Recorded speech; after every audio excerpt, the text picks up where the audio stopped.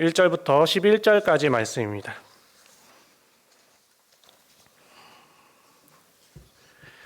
요한복음 8장 1절부터 11절까지 말씀입니다.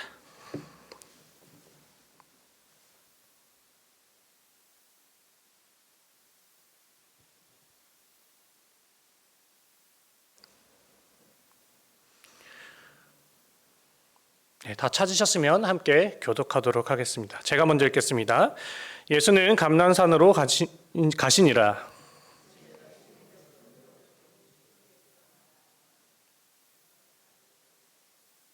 서기관들과 바리새인들이 음행 중에 잡힌 여자를 끌고 와서 가운데 세우고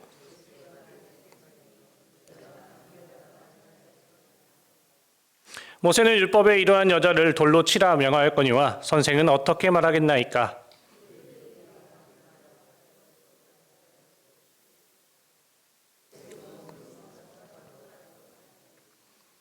그들이 묻기를 맞지 아니하는지라. 이에 일어나 이르시되 너희 중에 죄 없는 자가 먼저 돌로 치라 하시고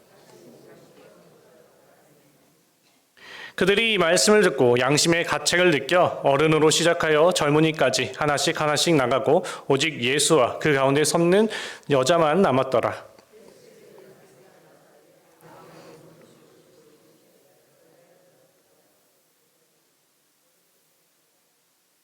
함께 읽겠습니다. 대답하되 주여 없나이다. 예수께서 이르시되 나도 너를 정죄하지 아니하노니 가서 다시는 죄를 범하지 말라 하시니라. 아멘. 네, 예수님과 함께 걸으며 기도하기라는 주제를 가지고 특별 금요 기도회가 이제 3주차 시간입니다. 환영하고 축복합니다. 그런데 우리 성도님들께서는 지금 예수님과 함께 걸으며 기도하고 계십니까? 함께 걷고는 계십니까? 예수님과 함께 걸으며 그러면 기도하고 싶으십니까? 예수님과 함께 걸으시기를 정말 원하시는지 한번 여쭤보고 싶었습니다. 예수님과 함께 걷기를 위해서는 무엇을 해야 하는지, 그리고 무엇을 결단하셔야 하는지, 그리고 그런 각오가 되어는 계십니까? 예수님과 함께 걷는다는 건 나를 부인하는 것임을 잘 알고 계실 것입니다. 내가 원하는 삶, 내가 원하는 목적, 목표, 그리고 내가 이루었던 모든 것들을 다 부인하는 것부터 시작입니다. 여태 살아왔던 내게, 내 삶을, 내 자신을 부인하는 것입니다. 하시겠습니까? 하실 수 있으십니까? 이틀 전 삭개오를 통해 자신이 가장 중요한 게 생각했던 것을 버리고 그 자리를 주님으로 채웠을 때 변화되었고 이제 아브라함의 자손으로 이제 구원의 확증을 받은 이야기를 말씀을 드렸습니다. 세상의 것으로 가득 찼던 이 옛사람에서 이제는 주님만으로 만족하는 이제 새 사람이 되었다는 것을 이야기를 했습니다. 주님을 영접하며 그리고 일어나는 내 안의 사건들 그리고 나를 알게 됨과 또 죄인이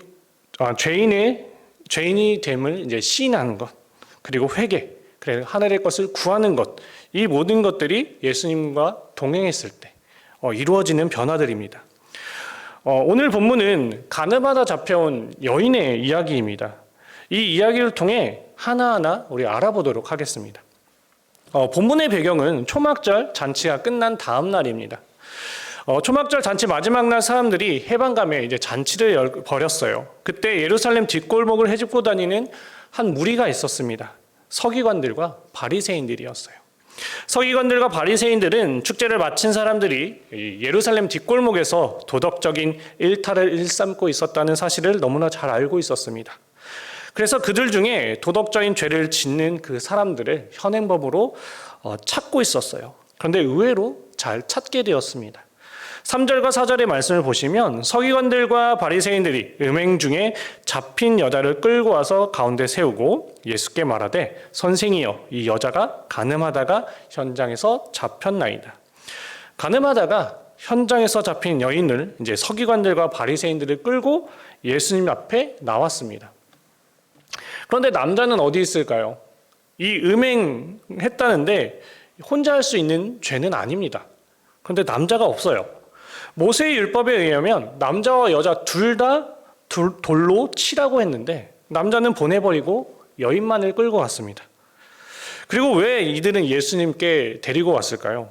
예수님은 법을 집행할 위치에 있는 분이 아니었는데도 불구하고요. 그런데 이들은 왜 예수님께 데리고 온 걸까요?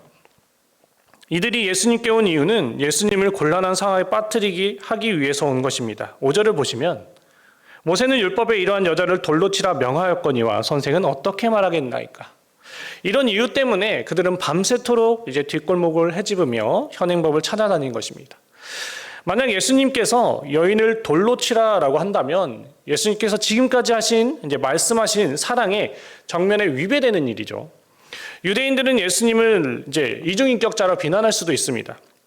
사랑을 외치면서 돌로 여인을 죽이라고 했다고 이제 동네방네 소문을 내겠죠. 그런데 만약 예수님께서 용서하라고 말씀을 하신다면 율법을 어기는 것입니다. 그러면 당장 예수님을 고발할 것입니다. 이들은 예수님을 진퇴양난의 함정에 빠뜨리기 위해 이 여인을 끌고 온 것이죠. 예수님은 아무 말씀도 하지 않으시고 허리를 굽혀 땅에 무언가를 쓰셨습니다.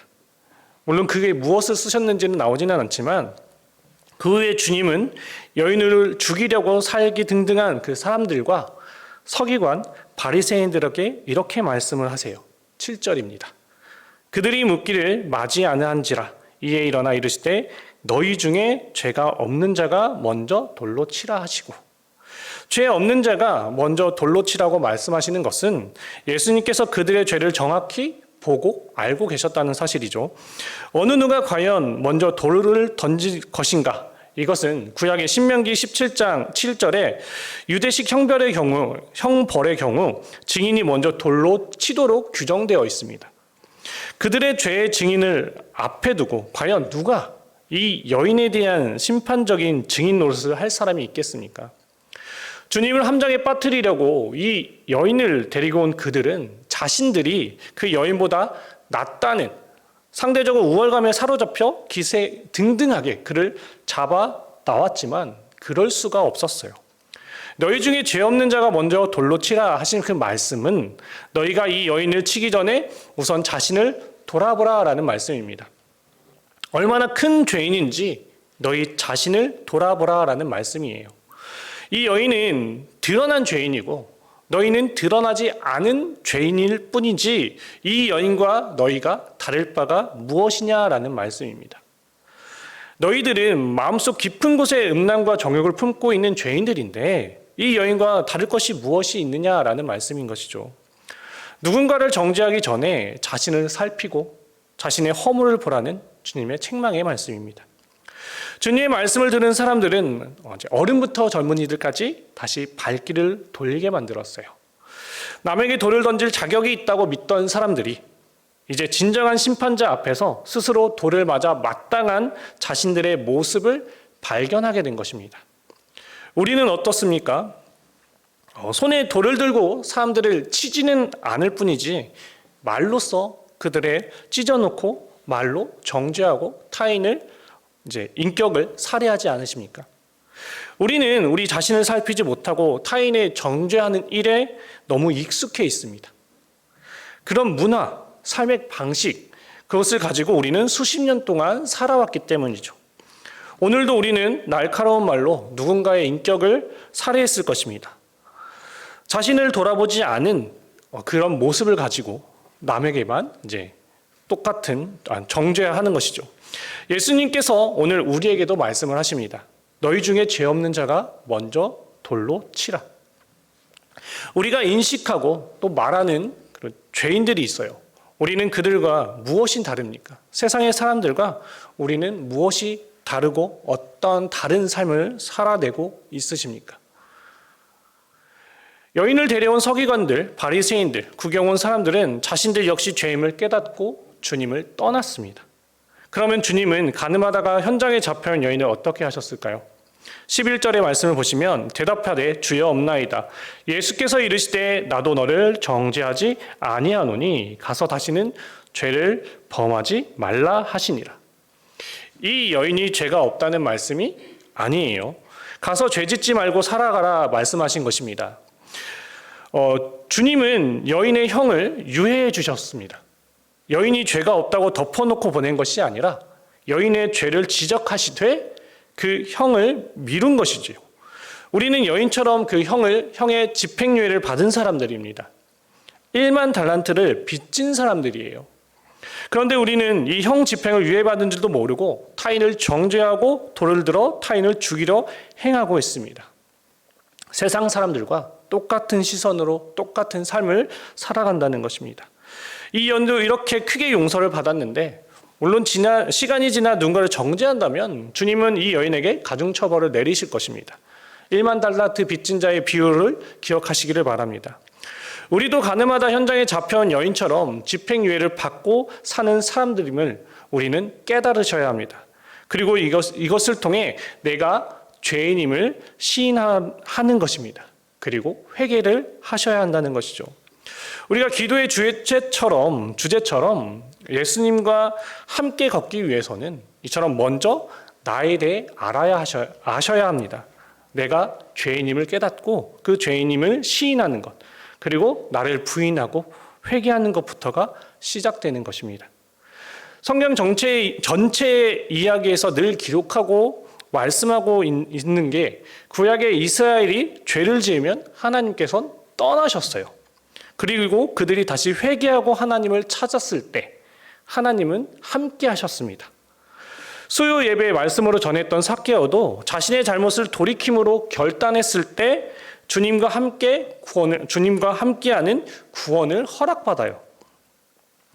우리가 잘 알고 있는 수제자 그 베드로 역시 회개하고 진정한 제자의 삶, 주님과 동행하는 삶을 살게 됩니다. 사도 바울 역시 마찬가지였죠. 성경에 기록된 이스라엘의 역사와 그리고 우리가 잘 알고 있는 이 성경 속 인물들은 회개하고 주님과 함께 동행하는 삶들을 살아갔습니다. 그런데 그럼 회개하면 끝일까요? 회개한 성경 속 인물들은 어떠한 삶을 살아갔습니까? 이전에 제가 예수님도 3년밖에 사역을 안 했는데 나는 언제까지 해야 하나라는 고민을 한다고 했었잖아요. 그것의 답을 찾았습니다. 후배가 이제 동기가 이제 얘기해줬어요. 여동생인데 오빠도 예수님처럼 순교하면 돼. 십자가를 지고 죽으면 천국 가. 이제 아버지 곁으로 갈 수 있어. 이렇게 얘기를 합니다. 네, 자 예수님처럼 그리고 제가 이야기하고자 하는 회개한 성경 속 인물처럼 우리는 순교할 때 끝이 나겠구나라는 결과를 이제 답을 얻었습니다. 주님과 동행한 삶을 살았던 성경의 인물들은 십자가를 짊어지었습니다. 사명을 감당하다가 복음을 증거하다가 순교했어요. 물론 편하게 잠들기도 했지만 그들 모두 십자가를 짊어지는 그 삶을 택하였습니다. 주님과 동행하는 것, 주님과 함께하는 것, 그것은 자신을 돌아보며 자신이 짊어지고 있던 내 짐들을 내려놓고 주님께서 예비하신 그 십자가를 짊어지는 것입니다. 주님과 동행하는 것이 결코 쉽지가 않습니다. 주님과 동행하는, 함께 걷는 것은 그 십자가를 짊어져야 하기 때문입니다. 자신이 죄인임을 시인하고 회개하고 십자가를 짊어지는 것. 그런데 또 이제 특별 금요 기도회가 주제가 예수님과 함께 걷는 것이 아니죠. 끝에 뭐를 해야 되죠? 기도를 해야 합니다. 주님과 동행하는 사람, 예수님과 함께 걸으면 어떤 기도를 해야 할까요? 어떤 기도를 하십니까? 우리 여기 모인 성도님들의 기도 제목은 무엇입니까? 저는 이제 요즘 핸드폰을 보면 자주 이제 들고 다니는 게 핸드폰이잖아요. 하나님께서 이 핸드폰을 통해 제게 말씀을 주실 때가 있어요. 그러니까 알고리즘이라고 하죠. 제가 관심 있는 것을 가지고 광고도 보여주고 여러 화면을 띄워줍니다. 제가 원하는 것들을. 그런데 그러면 이제 제가 이제 인스타를 보면 맛집이나 이제 옷, 패션, 신발을 좋아해서 신발들이 많이 뜨는데, 그리고 아직 완전히 떨쳐버리지 못한 피규어 등이 이제 나옵니다. 근데 요즘에 제가 말씀을 찾고 들어보진 않는데 가끔 말씀에 대해서, 찬양에 대해서 이야기가 나와요. 그전에도 말씀드렸듯이 손을 들고 찬양하는 방법이 나왔었잖아요. 권사님들에게 이쁨 받는 찬양. 근데 이번에 검색하지 않았는데 설교가 떴습니다. 그 내용 중에 하나가 하나님의 복을 받는 사람이 왜 세상의 복을 구하느냐라는 설교의 내용이었어요. 제일 큰 복을 앞에 두고 왜 그보다 못한 복을 구하느냐? 하나님을 앞에 두고 왜 세상의 것을 구하느냐라는 것입니다. 물론 세상을 살아갈 때 필요한 것들이 너무나 많습니다. 돈도 있고요. 명예도 권력 등 너무나 많습니다. 그래서 저도 그것들을 구했었어요. 다들 구하시니까 저도 구해도 되는구나. 나도 그렇게 구하며 살아도 되는구나. 이렇게 구하며 기도하여 나갔습니다. 그런데 아닌가 봐요. 아니더라고요. 내 짐을 지고 있으니까, 세상의 것을 제가 담고 있으니까 세상의 것이 더 가지고 싶더라고요. 세상과 비교가 되는 거예요. 내가 세상에 가진 것이 작고 초라하니까 세상의 것을 더 크고 더 튼튼하고 남들보다 더 삐까번쩍한 것들을 가지고 싶으니까 그것들을 더 구하게 되더라고요. 그래서 제가 구해야 할 것은 그러면 무엇입니까? 하나님의 자녀로서, 목사이기 전에 그렇다면 그리스도인으로서 주님과 동행하고자 한 십자가를 진 사람으로서 저는, 그리고 우리 성도님들은 무엇을 기도해야 할까요? 우리는 세상의 것은 더 크고 화려한 것을 구하지만 우리가 짊어져야 하는 십자가는 작고 초라한 것을 원하지 않으시나요? 힘이 드니까, 세상의 삶이 너무나 바쁘니까 조금만 봉사하기를 원하고 조금만 섬기기를 원하고 예배도 조금만 나오기를 원하시지는 않습니까? 저희 신학생 때의 기도 제목 중 하나는 주님께서 예비하신 십자가를 지시고 주님이 뜻 가운데 어디를 보내시든지 순종하며 나아가게 씁니다 였어요. 어디 지방이든 어디 해외이든 순교하는 곳이 있든, 그리고 흘려야 할 피가 있으면 저의 피를 사용하여 주시옵소서라는 기도 제목이 있었는데, 이제 한 어느 순간이 되니까 그 기도는 점점점 사라지더라고요. 세상의 것들을 이제 채워갑니다. 사명을 위한, 십자가를 위한 그 기도들은 점점 짧아지는데 세상의 것을 구하는 기도는 점점 더 길어지고 많아지고 있더라고요. 예수님과 함께 걸으며 기도하기가, 예수님과 함께 내가 원하는 길로 내가 원하는 것을 구하는 기도를 하는 것이 아님을 말씀을 드리는 것입니다. 그것을 말씀드리고 싶은 거예요. 성경 속 주님과 동행한 인물들은 자신들의 이익을 위해서, 세상의 것을 위해 기도하지 않았습니다. 자신의 산명을 위해, 자신의 십자가를 위해 기도했어요. 끝까지 주님과 동행하기 위해 그 걸음들을 위해 기도했습니다. 그 걸음들에 필요한 것들을 구한 것입니다. 오늘 말씀을 통해 저와 성도님들에게 주시는 말씀은, 예수님과 함께 걸으려면 자신을 알고 죄인임을 시인하고 회개하며 주님이 예비하신 그 십자가를 짊어지시고 나아가야 한다는 것입니다. 그리고 그 십자가를 위해, 사명을 위해 그것을 기도하는 것입니다. 이 주님의 말씀에 저와 성도님들은 어떻게 반응하시겠습니까? 우리는 그렇게 예수님의 십자가를 짊어지기 위해, 동행하기 위해 우리는 그러려면, 그때 우리는 비로소 그리스도인의 진정한 삶을 살아가게 되는 것이죠. 그럴 때 이제 죄로 물든 세상에서 우리는 말씀으로 승리하게 되고 살아계신 주님을 세상에 증거하면 하나님의 귀한 자녀들이 되는 것입니다. 그러려면 많은 것들을, 제가 앞서 설명드렸던 그 모든 것들을 포기하시고 결단하셔야 합니다. 그럼에도 예수님과 함께 걸으며 기도하시고 싶으십니까? 사실 정답은 정해져 있습니다. 예수님과 함께 걸으면서 우리는 그런 기도를 해야 합니다. 우리는 결단하셔야 합니다. 오늘 이 시간 우리가 함께 찬양하면서, 혼자는 힘이 드니까 하나님께서 우리를 성민교회로 부르셨습니다. 우리가 함께 서로를 위로와 힘이 되며 찬양하며 함께 기도하며 걸어가기를 결단하기를 원합니다. 이 시간 은혜에 함께 찬양 부르시면서 기도하기도 원합니다.